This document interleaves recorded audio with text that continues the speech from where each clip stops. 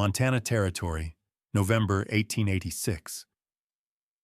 The most experienced rancher in Choteau County stood at the edge of a half-dug pit, shook his head, and spoke loudly enough for everyone to hear. "That's the most dangerous waste of time I've seen in 30 years. The man holding the shovel didn't look up. What the rancher dismissed as dangerous would soon become the most copied survival structure in 3 counties. What he called wasteful would save families when the longest blizzard in recorded history buried the territory under snow and ice for 24 straight days. To understand why, we have to return to the moment everything began, before the snow, before the hunger, before anyone knew how bad the winter would become. His name was Garrett Byrne. He was 32 years old, a homesteader with a wife and 3 children, trying to make a 40-acre claim work on open Montana grassland. Garrett wasn't a builder. He wasn't an engineer. He was a farmer who had already watched 2 winters destroy nearly everything his family depended on. The problem was brutally simple. Montana winters froze food solid. Across the territory, families relied on root cellars, the same shallow storage pits that worked in Ohio and, with some luck, in Nebraska. But Montana was different. The frost line here dropped 4, sometimes 5 feet deep. Most cellars were dug 3 feet down. By January, they froze solid.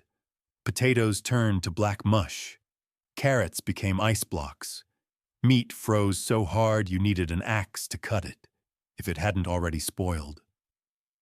And when the big snows came, you often couldn't reach the cellar at all. Garrett had lost more than 60% of his stored food 2 winters in a row. His neighbors lost even more. Some families survived on little more than dried beans. One family 3 miles west buried a child that spring. Officially, it was pneumonia. Everyone knew hunger made it worse. The system everyone trusted wasn't working, but everyone kept using it anyway. That's what their fathers had done. That's what experienced men insisted was the right way. And in frontier communities, tradition carried more weight than experimentation. Garrett finally asked the question no one else wanted to ask. What if the problem wasn't insulation, but depth? What if the earth itself could be used as protection, not just as a hole in the ground, but as a living structure? What if you controlled air, water, and access instead of hoping winter would be mild? He didn't have the answers, but he had a shovel, and he had a narrow window before the first snow. By mid-September, he started digging. The pit went down 8 feet, twice as deep as any cellar in the county. Neighbors stopped by to stare. Some laughed, others whispered, "Ground's going to cave in. He'll drown in spring melt. Fool's digging his own grave." Garrett kept digging, because losing food again wasn't an option, and neither was doing the same thing and expecting a different result. By late September, the hole was no longer just a hole. Garrett began lining the walls with stone, each piece fitted tightly by hand and angled slightly outward. It wasn't decorative. The angle shed water and resisted inward pressure when the ground froze and shifted. At the base, he cut a narrow drainage channel that ran downhill for 30 feet, far away from the structure. Meltwater would never be allowed to linger. That alone raised eyebrows. But then he did something that convinced many people he had lost his mind. Instead of building a ladder or steep steps, Garrett carved a sloped tunnel, 4 feet high, gently angled from the surface down into the pantry. He framed it with timber, reinforced the ceiling, and covered the entire passage with packed earth and sod. "Why make it harder?" one neighbor asked. "You'll never keep snow out of that," said another. Garrett didn't argue. He just kept building. Above the main chamber, He constructed a double roof. First came heavy timber and sod, then an air gap, then another layer of sod and stone. The structure wasn't just buried. It was insulated by mass, space, and time. What no one understood yet was that Garrett wasn't trying to block the cold. He was trying to escape it entirely. The real confusion came when he added ventilation. 2 shafts, 1 intake, 1 exhaust. The intake pulled cold air from outside, but not directly. Garrett built a baffle system that slowed the air and prevented freezing drafts from rushing in. The exhaust shaft rose 8 feet above ground level, creating natural convection. Warm, moist air would rise and escape. Cooler air would sink and replace it, slowly, gently, constantly. Most people believed ventilation caused freezing. Garrett believed stagnation caused rot. The stone walls weren't just for strength, they were thermal mass. Stone absorbs heat slowly and releases it slowly. Surrounded by deep earth that never truly froze, the walls would stabilize temperature instead of reacting to surface extremes. That explanation didn't convince the county's experts. In early October, Chester Milford came to inspect the structure. Milford had farmed Montana land for 18 years and advised territorial agricultural committees. When he spoke, people listened. He stood at the tunnel entrance, frowned, and listed 3 problems. First, he said, 8 feet down is asking for collapse. 1 wet spring, and this buries your food, or you. Second, your ventilation will freeze everything faster than a shallow cellar. And third, the cost, the time. You could have built 3 proper cellars instead of this experiment. Garrett listened, then asked one question. Have you measured cellar temperatures in January? Milford didn't answer. I have, Garrett said. They freeze every time. Milford dismissed him. Then insulate better. You don't dig yourself into a grave. Word spread quickly. Garrett Byrne was stubborn, arrogant, some said, willing to risk his family on an idea no one else trusted. Even Sarah, his wife, asked him one night if he was sure. No, Garrett admitted, but I'm sure the old way failed. Winter was coming, and soon there would be no more time for arguments. By late October, the pantry was finished. Shelves lined both stone walls, slotted wood, raised 6 inches off the floor to allow air circulation. Bins were built for root vegetables. Hooks hung from reinforced beams for cured meat. Crocks held rendered lard and preserved goods. Barrels of dried beans and grain were sealed and elevated against moisture. It was the most food Garrett's family had ever stored. And if the pantry failed, it would be the worst loss they'd ever suffer. Criticism intensified as winter approached. At Sunday gatherings in town, Chester Milford made his opinion public. I've seen men chase clever ideas before, he said near the church steps. They waste time reinventing what already works. Garrett Byrne dug himself a pit that'll flood, freeze, or collapse. Probably all 3. Someone asked quietly, "What if it works?" Milford shook his head. It won't. You don't go deeper in frozen ground. That's basic knowledge. Garrett wasn't there to respond. He was at home checking airflow, adjusting the baffles, making sure the drainage channel was clear. The social cost was real. Invitations stopped. Conversations shortened. A widow named Mrs. Howran said it plainly to Sarah in town. When that fancy hole fails, don't expect the rest of us to feed you. The first snow fell on November 8th, light, harmless, but final.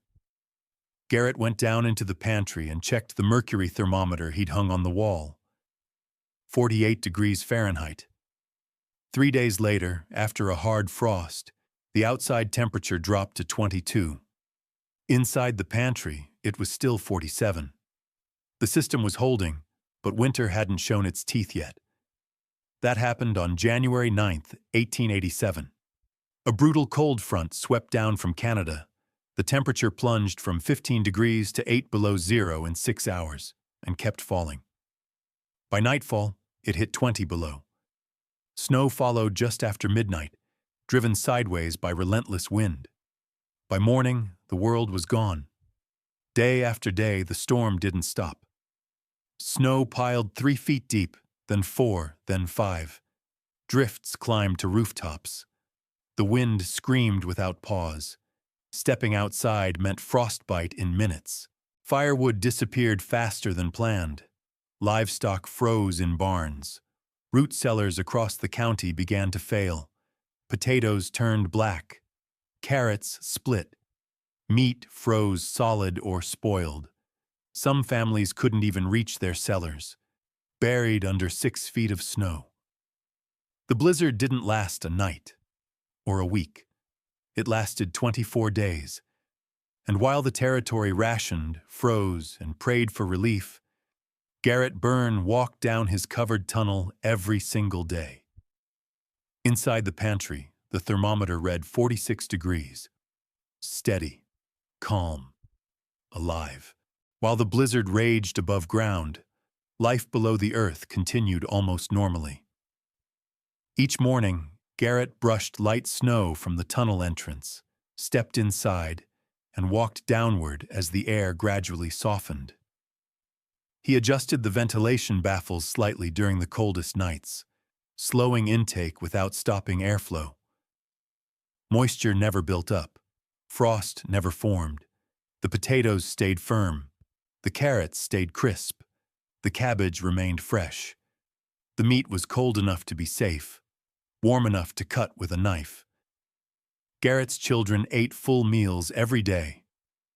Above ground, the story was very different. Mrs. Howren's cellar flooded when meltwater seeped through shallow walls. She lost everything. The Caldwell family couldn't reach their cellar for 18 days.